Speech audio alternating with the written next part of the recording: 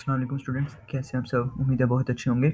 आज के लेक्चर में हम समेटिव और फॉर्मेटिव टॉपिक्स के बारे में डिस्कस करेंगे थोड़ा सा। तो आपको जैसे कि पता है कि समेटिव और फॉर्मेटिव टॉपिक्स ऐसे होते हैं जो इधर तो दिए हुए हैं फ्रेमवर्क में, लेकिन कुछ जो हैं वो एनुअल पेपर में नहीं पूछे जाते। तो वो जो नहीं पूछे जाते वो फॉर्मेटिव टॉपिक्स होते हैं। सबसे पहले हम मार्क्स की डिस्ट्रीब्यूशन देख लेते हैं। 17 मार्क्स के आपके ऑब्जेक्टिव होते हैं, जिनमें से आपको 15 तो मस्ट लेने ही लेने हैं, ठीक है, ताकि 70 प्लस तो क्रॉस हो जाए। फिर 68 पीछे बच जाते हैं, उनको 68 को कैसे गेन करना है वो आपको इस वीडियो के एंड तक बता दूंगा मैं, तो आप एंड तक देखें। फॉर्मेटिव टॉपिक्स यहाँ पे थोड़ी डिस्ट्रीब्यूशन इनकी गलत की गई है, मतलब कि कोई चैप्टर 14 से दिया है, कोई 8 से दिया है, कोई 9 से दिया है, ठीक है, इस तरह। अभी मैंने 7 बुक खोली है, क्योंकि लास्ट ईयर मैं भी फर्स्ट ईयर में था, तो मेरे पास भी लगे हुए हैं ये सारी चीज़ें हैं। तो देख लेते हैं चैप्टर 1 से पेज 6, 7, 8, 9 यहाँ तक फॉर्मेटिव है, ठीक है। ये सारी चीज़ें नहीं पूछी जाएंगी, ये इन्होंने इधर एंड पे दिया गया है ना कहीं। 10 से ऑनवर्ड आपके इंक्लूडेड है, 10 से ऑनवर्ड मतलब यहाँ तक 12 तक है। बाय द वे मेरी बुक पे प्लाज्मा मेम्ब्रेन इंक्लूडेड नहीं था और बुक पेपर में भी नहीं आया, ठीक है। यहाँ पे शायद दिया गया है समेटिव में, लेकिन प्लाज्मा मेम्ब्रेन जो है वो ऐसा टॉपिक है जो नहीं पूछा जाता पेपर में, क्योंकि आप 9th-10th में पूछे आ गए हैं, उधर पढ़ के आए थे, ठीक है। इस तरह चैप्टर नंबर 14 पे पेज नंबर 14 में यहाँ पे लिखा हुआ है सेल सिग्नलिंग के थोड़ा सा ऊपर एक टॉपिक है, the technique used in studying cell membrane. वो चीज़ें नहीं पूछी जाएंगी आपको पेपर में। SEM है, माइक्रोस्कोपी वगैरह ना, तो वो नहीं पूछी जाएंगी। फिर इसी तरह 16, 17 ये इंपॉर्टेंट है यहाँ पे। फिर 18, 19 यहाँ पे एक ऑर्गेनेल आपसे लॉन्ग में पूछी जाएगी। अगर ऑर्गेनेल ना पूछी गई तो आपके पास सेल सिग्नलिंग वाला टॉपिक ऐसा है जो कि लाजमी आना है आपको, ठीक है, सेल सिग्नलिंग वाला टॉपिक। फिर यहाँ तक फेगोसाइटोसिस नहीं है आपके कोर्स में, शामिल नहीं है। स्टेम सेल बहुत इंपॉर्टेंट है। एंडोसाइटोसिस एंड एक्सोसाइटोसिस ये है, लेकिन ये लास्ट टाइम नहीं पूछा गया था। मैंने दोनों पेपर दिए थे, दोनों में ऐसा कुछ इसके बारे में नहीं पूछा गया, ठीक है। फिर सेल डिवीजन था, सेल डिवीजन इंक्लूड नहीं है, एक्सक्लूडेड है ये चैप्टर भी। यहाँ तक एंड चैप्टर हो जाता है। ये चीज़ें आपने नहीं करनी चैप्टर 1 से, और ये सबसे मुश्किल था। खैर स्टार्टिंग में तो इन्होंने भेजा नहीं था, वरना हम कर ही लेते। मैंने ये पूरा तैयार किया था, गलत बात थी ना। फिर नेक्स्ट चैप्टर स्टार्ट होता है, और चैप्टर नंबर 2 बायोमोलिक्यूल्स। 44, 45, 46 ये इंक्लूडेड नहीं है। 47 सिर्फ एक टॉपिक इंक्लूडेड है वहाँ पे, फंडामेंटल बायोलॉजिकल मॉलिक्यूल्स, ठीक है, वो इंक्लूडेड है। फिर उसके बाद 47 इंक्लूडेड नहीं है, एक्सक्लूडेड है। 49 पे वो आपके पास water as a medium of life, chapter 2 आपने लाजमी करना है, ठीक है, वो चीज़ें नहीं है। फिर उसके बाद आ जाती हैं आपके पास कार्बोहाइड्रेट्स इंक्लूडेड है। नेक्स्ट सारे चैप्टर इंक्लूडेड आपने करने हैं, ठीक है। 54 और 55 पे जो दिया गया ये आपने नहीं करना। Isomers and stereo isomers of glucose, ये पेपर में नहीं आएगा। और क्या चीज़ है यहाँ पे, इसमें जो है ना एक सवाल आता है, असाइल ग्लाइसरॉल फॉस्फोलिपिड्स, जहाँ ये रहा 2.2 पे आपके पास स्टीरॉयड्स एंड प्रोस्टाग्लैंडिन्स। ये ऐसे लफ्ज़ हैं यार जो मुझे खुद नहीं पढ़ने आते थे स्टार्टिंग में, अभी भी देख लो कैसे पढ़ रहा हूँ। स्टीरॉयड्स एंड प्रोस्टाग्लैंडिन्स जो हैं, ये वाला इंपॉर्टेंट है, यहाँ पे ये पूछा जाता है। अगर अभी आपने सेकेंड ईयर में अपीयर होना है, या दोबारा से अगर अभी आप सेकेंड ईयर में हैं आपने अपीयर होना है, तो ये चीज़ें लाजमी करके जानी है आपने। अल्लाह ना करे मैं दोबारा अपीयर करूँ। 75 का तो टारगेट था। चलें देखते हैं। नेक्स्ट है हमारे पास DNA मॉडल, ये लाजमी आपने करना है। फिर ट्रांसलेशन और ट्रांसक्रिप्शन जो है ये आपके उसमें नहीं है, central dogma of life. Chapter 3 ये आपने सारे करके जाना है, इसमें कोई ऐसी चीज़ नहीं है जो छोड़ी जाए। और चैप्टर 4 नहायत ही गंदा चैप्टर था मेरे लिए, बाकी सबको इजी लगता है। 104 105 यहाँ पे एक एक टॉपिक है। 4.14 photosynthetic pigment and their major types, ये नहीं पूछा जाएगा। इसी तरह कैरोटेनॉइड्स जो हैं ये नहीं पूछा जाएगा, ठीक है। अब्जॉर्प्शन स्पेक्ट्रम और एमिशन स्पेक्ट्रम, ये ऐसा शॉर्ट है जो लॉन्ग उसमें शॉर्ट में आएगा आपके पास ना, उसमें एनुअल पेपर में। फिर अरेंजमेंट ऑफ पिगमेंट्स, ये सवाल नहीं पूछा जाएगा उसमें। नेक्स्ट है केमियोस्मोसिस वाला सवाल ऐसा है जो आपको पूछा जाएगा, ठीक है। केमियोस्मोसिस, फोस्फोराइलेशन, ये ऐसे सवाल हैं जो कि इम्पोर्टेंट हैं। इसी तरह ग्लाइकोलिसिस, क्रेब्स साइकिल, ये करके जाएं। लास्ट टाइम मेरे पास ईटीसी आया था और ग्लाइकोलिसिस आए थे, ये दो सवाल थे जो पेपर में आएंगे। चैप्टर 5 में आपने स्टार्टिंग में नहीं करना 133 और 134, ये आपके पास क्लासिफिकेशन ऑफ वायरस से ऊपर तक आप नहीं करके जाएं। फिर पैरासाइटिक नेचर ऑफ वायरस है 135 पे, ये नहीं करना। लेकिन 136 पूरा पेज है, इसका जो 5.2.3 है ना वो इम्पोर्टेंट है, ये सवाल लाजमी पूछा जाता है, ठीक है, ये लाजमी पूछा जाता है। फिर है इन्फेक्शन प्रोसेस, ये लाजमी पूछा जाता है। HIV कैसे इसको नाम दिया जाए, ये पूछा जाएगा सवाल। चैप्टर 5 आपने मस्ट करके जाना है, छोटा सा चैप्टर है, ये लॉन्ग में आ जाता है। ओके, हब्स, ये 144, 143, 142, ये ऐसे पेजेस हैं जो आपसे पूछे नहीं जाएंगे। तो पीछे इस चैप्टर के सिर्फ 3 पेज रह जाते हैं और तीनों में से एक लॉन्ग आ जाता है, ठीक है। प्रियोन्स एंड वायरॉइड्स, ये एमसीक्यूज में पूछा जाता है। लास्ट में मेरा ये एमसीक्यूज गलत हुआ था। हेपेटाइटिस डी क्या है, किसकी वजह से काज सकता है, वायरॉइड आंसर था और मैंने वायरस लगा दिया वहाँ पे, तो गलत हो ना।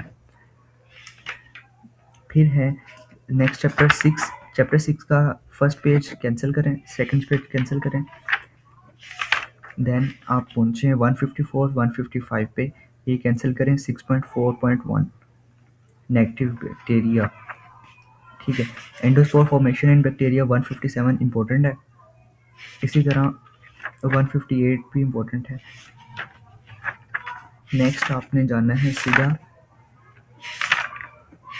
168 पे। 168, 169, 170 ये सारे एक्सक्लूडेड हैं, ठीक है। फिर 172, 173 ये इंक्लूडेड आ जाते हैं। यहाँ ये आपने लाजमी करके जाना है, control of harmful bacteria. Last time pre boards में हमारे पास ये लॉन्ग में आ गया था हमारे में, और बोर्ड्स में ये शॉर्ट में आया था, ठीक है। ये ऐसा सवाल है जो लाजमी आएगा, दोनों बार ही आया था ये सवाल, एनुअल में भी और सेकंड एनुअल में भी, हार्ड और लोकल एरिया दोनों का, ठीक है। 3 दफ़ा ये पेपर में आया सवाल। फिर है चैप्टर 7 में प्रोटिस्ट एंड फंजाई, यहाँ पे 179 ये आपने नहीं करने क्योंकि ये सारे फॉर्मेटिव, ये देखो जैसे ये लिखा है ना सुमेटिव फॉर पीबीए, तो ये सुमेटिव है पीबीए के लिए, लेकिन आपके पास वैसे नहीं पूछा जाएगा, मतलब कि पेपर में नहीं पूछा जाएगा, लेकिन जब पीबीए होगा उस टाइम ये पूछा जाएगा, ठीक है। तो ये आपके पास तकरीबन सारा चैप्टर ही है। इस पूरे चैप्टर में से आपने सिर्फ 2 सवाल करने। म्यूचुअलिज्म, उसमें लाइचेंस है जिसको लाइकन भी बोलते हैं, लिचन, जो मर्जी आपने बोलना है वो बोलें, और माइकोरेजी है। सिर्फ 2 टॉपिक ये है, एक ये टॉपिक आ गया इसमें। फिर दूसरा इम्पैक्ट ऑफ फंजाई, जस्ट ये आपने करना है। फंजाई के बारे में थोड़ा सा पता होना चाहिए, इसमें इससे डिजीज़ कौन सी फैलती हैं। तो ये आपके पास 200 पेज पे ये सवाल है। रिंग वॉर्म है, एथलीट फुट है, कैंडिडाइसिस है, ये ऐसे सवाल थे जो इस बार पेपर में उन्होंने इस तरह पूछे थे कि कोई से 3 डिजीज़ बताएं और उनके मतलब उनको काज कौन करता है वो बताएं, काजिंग एजेंट या काजेटिंग एजेंट वो बताने थे, ठीक है। इस तरह आपके 200 पेजेस कंप्लीट होते हैं, हाफ बुक हो जाएगी। फिर है 205 पे स्टार्ट हो रहा है किंगडम प्लांटी, ये आपने करने हैं। क्लासिफिकेशन ऑफ किंगडम नहीं करनी है आपने। 206, 205 नहीं है। 207 यहाँ पे 2 सवाल ऐसे हैं जो पूछे जाते हैं, मेन फीचर्स ऑफ बैरियोफाइट्स और लैंड अडोप्टेशंस ऑफ बैरियोफाइट्स, ये 2 सवाल ऐसे हैं कि जो पूछे जाते हैं सवाल में शॉर्ट में, और ये एक शॉर्ट दोनों बार सेम शॉर्ट वही आया था फर्स्ट एनुअल और सेकंड एनुअल में। फिर 208 में है, 209 ये ऐसे हैं जो कि नहीं पूछा जाएगा। फिर 210 पे सवाल है कैरेक्टरिस्टिक्स ऑफ वेस्कुलर प्लांट्स, या इसको हम ट्रैकियोफाइट्स भी कहते हैं, ठीक है। ट्रैकियोफाइट्स और वेस्कुलर प्लांट्स में आपने कंफ्यूज नहीं होना, इसी तरह बैरियोफाइट्स और नॉन वेस्कुलर प्लांट्स में आपने नहीं होना। तो कैरेक्टरिस्टिक्स इसमें कोई सी 3 आपने करके जानी है, तो यही पूछ लेते हैं वो, ठीक है। फिर है ये सिलोसिडा, ठीक है, पी यहाँ पे साइलेंट है। सिलोसिडा है, लाइकोसिडा है, फिर है स्फिनोसिडा, ये ऐसी ये सारी चीज़ें आपने करके जानी है। 212 पे लाइफ साइकिल ऑफ फन से लेके, या ये जो फंड्स है यहाँ से लेके आपके पास 214 तक एक्सक्लूडेड है, 235 भी एक्सक्लूडेड है, 216 भी, 217, 219। यहाँ पे आपके पास एंजियोस्पर्म लिखा है। सिर्फ एंजियोस्पर्म के बारे में थोड़ा सा आपको पता होना चाहिए, ये है क्या, what is angiosperm and its role, just ये आपने करना है इसमें। फिर डाइकोट्स एंड मोनोकोट्स, ये 222 पे है, ये आपने करना है इसमें, बस। फिर ये आप चैप्टर भी ख़त्म हो गया, चैप्टर 8 भी ख़त्म। चैप्टर 9 में हमारे पास था ये 235 पे आपने ये जो ब्लॉक स्टार्ट हो रहा है ये नहीं करना, बाकी सारा चैप्टर है इसका।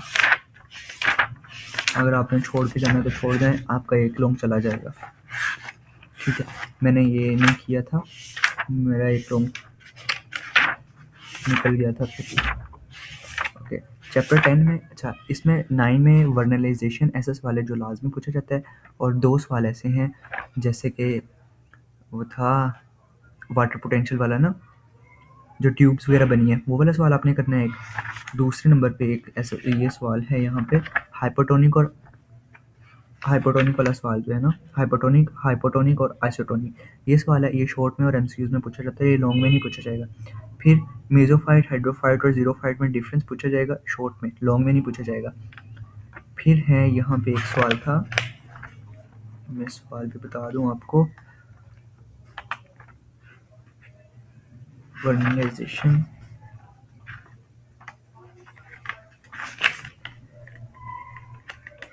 यार इफ्लेक्स वाला एक सवाल था यहाँ पे ना,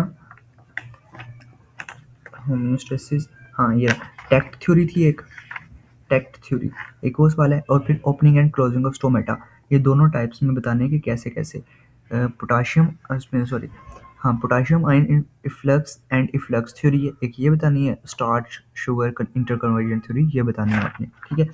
ये 2 सवाल थे।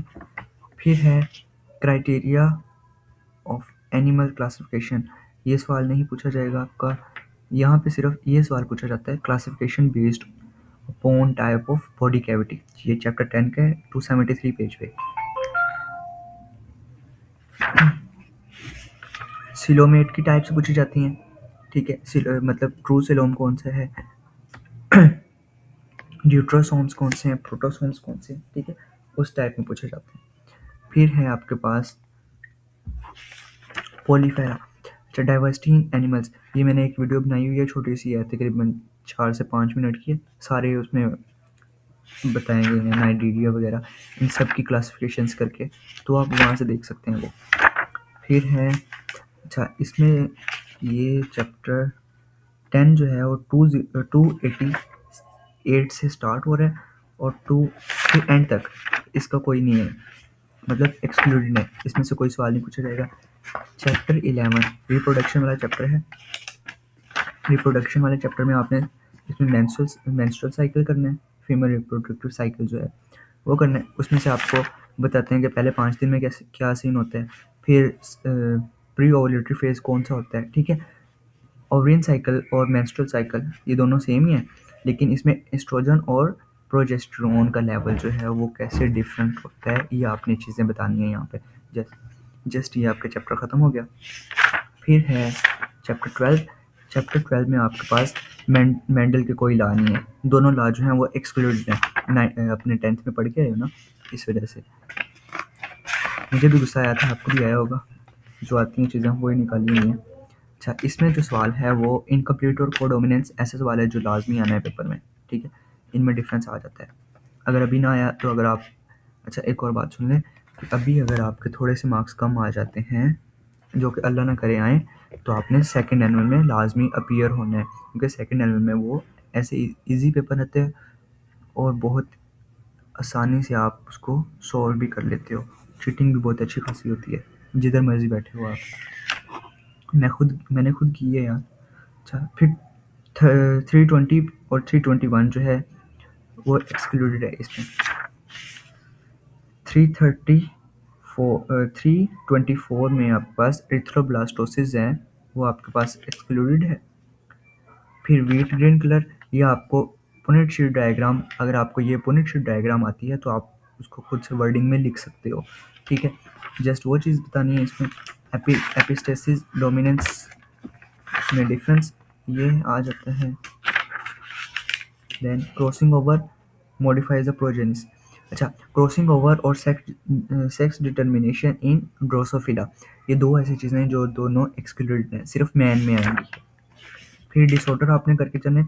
336 पेज बहुत इंपॉर्टेंट है, ये आपने लाजमी करके जाना है। नेक्स्ट चैप्टर पहुँचते हैं। 340 पेज जो है ना टेक्निक, वो भी नहीं है, ठीक है, वो भी एक्सक्लूडेड है। चैप्टर 13 में आपने दो चीज़ें करके जानी है। एक तो आप ये ग्रिफ्थ एक्सपेरिमेंट करें और दूसरा डीएनए के बारे में जितनी ज़्यादा रिसर्च कर सकते हैं वो सारी करें। ये सारा चैप्टर इंक्लूडेड है मेरी बुक के हिसाब से। अभी आपको यहाँ से भी दिखा देते हैं, वो चीज़ें भी कर लेंगे थोड़ी सी। चैप्टर 14 में आपने क्या क्या चीज़ें करके जानी है। चैप्टर 14 में आपने करना है लेमार्क की थ्योरी। इसमें ज़्यादा चीज़ें नहीं करनी, जस्ट टॉपिक की आपको हाउ नो होनी चाहिए, मतलब कैसे और क्या है इसके अंदर ये चीज़ें। एंडोसिम्बियोट थ्योरी, ये क्या है इसके बारे में पता होना चाहिए कि वो कैसे इनगल्फ किया, इनफोल्ड किया, ठीक है। वो 3 स्टेप हैं, वो लाजमी करके जाने। ये सवाल मेरा अभी सेकंड में भी रह गया था। फिर है ऑब्जर्वेशन, हाँ ये ड्रॉबैक्स ऑफ लेमार्किज्म है, ये 4 लिखे हुए हैं, कोई से 3 वहाँ पे आपने लिखने हैं क्योंकि 3 नंबर का है ना। उसके बाद डार्विन थ्योरी है, सिलेक्शन लॉन्ग में नहीं, ये सिर्फ शॉर्ट में आएगा आपको। कंपैरेटिव एनाटॉमी है, ये आपने लाजमी करके जानी है। होमोलोगस स्ट्रक्चर्स जो हैं, बस ये 3-4 शॉर्ट बनते हैं, यही सवाल आते हैं। फिर नेक्स्ट इकोलॉजी वाला चैप्टर है, लास्ट चैप्टर है इस बुक का। 391 पेज पे थोड़ा सा आपने करके जाना है इसमें कंज्यूमर्स के बारे में, ठीक है। कंज्यूमर्स के बारे में करके जाना है। फिर पॉपुलेशन, स्पीशी एंड कम्युनिटी, ये करके जानी है।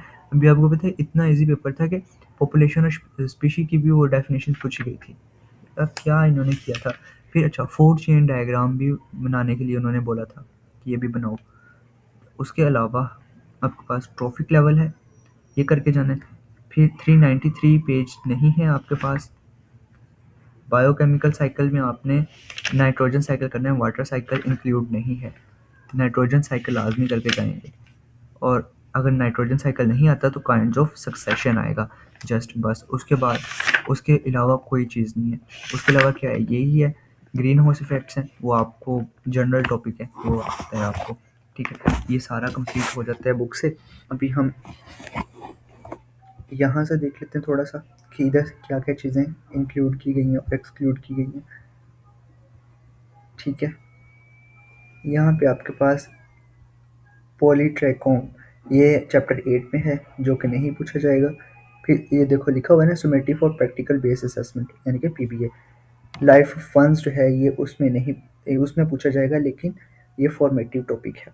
इसी तरह जिम्नोस्पर्म, ये भी नहीं पूछा जाएगा इसके बारे में। फिर पाइनस के बारे में भी नहीं पूछा जाएगा। एंजियोस्पर्म्स का लाइफ साइकिल नहीं पूछा जाएगा, ठीक है। ये सारी चीज़ें यहाँ पे आप देख सकते हैं। फॉर्मेटिव में आपके पास यहाँ पे आ जाती हैं हाइड्रोजन बॉन्डिंग, इंटरेक्शंस, आयनिक हाइड्रोफोबिक, ये वो सारी चीज़ें थी जो आपको मैंने बता दी। फॉर्मेटिव में आपके पास कंडेंसेशन, सिंथेसिस एंड हाइड्रोलिसिस, ये सारी चीज़ें उसी में ही हैं, बुक में बता दी गई हैं, ठीक है। स्टीरॉयड्स और आइसोमर्स एंड स्टीरियो आइसोमर्स, ये फॉर्मेटिव था। फिर उसके बाद फॉर्मेटिव था एटीपी। सेंट्रल डोगमा नहीं पूछा जाएगा, आपके चैप्टर 2 में है वो। 7 properties of life, basic unit of life, reproduction, movement, homeostasis, ये नहीं पूछा जाएगा। चैप्टर 6 में आएगी। फिर एनिमल, प्लांट सेल, ऑर्गेनेल्स, ये लाजमी आपने करके जाना है। ऑर्गेनेल्स, सेल सिग्नलिंग लाजमी करना है। सेल मेम्ब्रेन, देखो ये नहीं आया, मतलब प्लाज्मा मेम्ब्रेन है, उसकी टेक्निक भी नहीं पूछी जाएगी यहाँ पे। Cell theory, formative topics, working of light microscope, microscope का नहीं पूछा जाना यहाँ पे।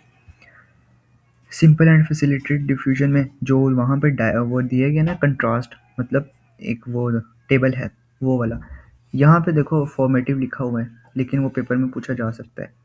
इसी तरह माइटोसिस और मियोसिस नहीं करके जाएंगे आप। फिर सुमेटिव फॉर पीबीए, पीएच वाला, अच्छा ये देखो एंजाइम वाले चैप्टर में से ये भी नहीं निकल गया। ना आपने टेम्परेचर करना है वहाँ पे, ना तीनों चीज़ें नहीं करनी ना, कंसंट्रेशन, टेम्परेचर, पीएच, वो चीज़ें नहीं करेंगे आप, लेकिन वैसे पूछी जाएंगी। फॉर्मेटिव है inhibitors, name the molecule which are inhibitors, okay. फिर फॉर्मेटिव है 2 काइंड्स ऑफ फोटोसिंथेटिक पिगमेंट, ये सारी चीज़ें आपको मैंने बता दी हैं, ये सारी चीज़ें फॉर्मेटिव हैं। चैप्टर 4 में से ये एंड तक जितनी चीज़ें थी, ये फोटो रेस्पिरेशन और फैट एंड ग्लूकोज, ये सारी चीज़ें हो गई हैं। फिर है सेग्रीगेशन एंड इंडिपेंडेंस वाला सवाल, ये भी नहीं पूछा जाएगा। मेंडल्स के लॉ है। सुमेटिव में ब्लड ग्रुप सिस्टम्स, ये नहीं करना, ये नहीं आपको मैंने बताया अभी। फिर occurrence of some other group blood groups, danger to developing foetus and mother, ये वही था, जस्टिफाई करना है, लेकिन यहाँ ये इम्पोर्टेंट सवाल था, ये इन्होंने निकाल दिया है। फिर है इथ्रो, ये देखो ये सारी चीज़ें, सेक्स डिटर्मिनेशन इन मैमल्स, ये सुमेटिव है, लेकिन ड्रोसोफिला में ना ये नहीं पूछा जाएगा। लिंक ट्रेस, ये देखो लिखा हुआ है, ड्रोसोफिला में नहीं पूछा जाएगा। फिर है आपके पास विलाय, विलस विलाय एक ही चीज़ है, ये स्क्रीनिंग वो लास्ट वाला 340 पेज पे।